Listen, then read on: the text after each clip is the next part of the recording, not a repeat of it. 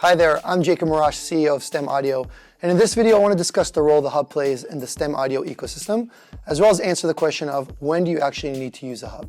So first of all, what is a hub?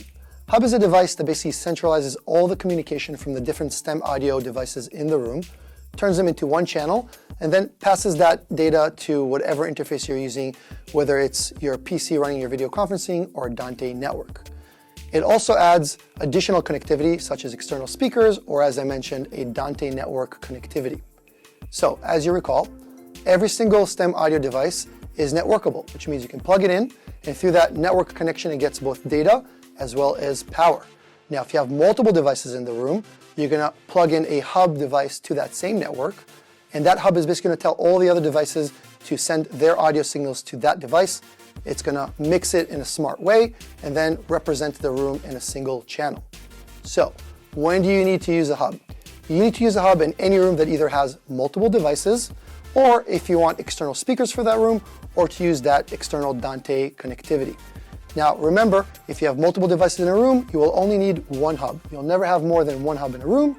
And if you do not need a hub, meaning you're just using one device or you don't need a Dante or external speakers, every single STEM audio device can still be used as a standalone device and has both a USB and network connection. Let's go take a look at the different connectors on the hub and go over and see what each one of them does. All right, so now we're looking at the connector panel in the back of the hub. And going from right to left, the first connector is an RJ45 connector, and this is your Dante connectivity.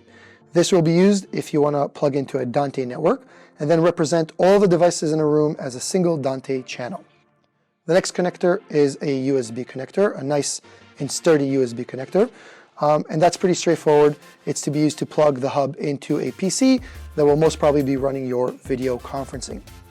After that, we have another RJ45 connector, and that is your Ethernet jack, and this is the most important connector as it powers the device as well as lets the hub communicate with all the other STEM audio devices in the room. The final connector all the way on the left is a Phoenix connector, and that is the speaker out connectivity. It's got both left, right, and ground. It's a balanced connector, and it's to be used if you want to rely on your own speakers in the room, or if you have a room that's using only our ceiling devices that do not have a speaker, you can plug in your own speakers into this. And it's important to mention that you'll probably have to plug this into an amplifier before you go to the speakers. Then finally, if you go back to the center, right above the Ethernet, you see a little Kensington Lock logo over there. And that is because we do have a Kensington Lock capability on the hub in case you mount the hub somewhere and you want to make sure that it's locked in place and nobody takes it and walks away with it. So just one last thing I want to talk about before we end this video, and that is the form factor of the hub. And as you can see, it's specifically designed to be super thin and with a very simple mounting system in the back, so it'll be very easy to hide behind your monitor or your screen, out of sight, out of mind, and also as close as possible to your PC so you don't have to run long USB cables. So that's it. Pretty straightforward, don't you think? Thanks for watching.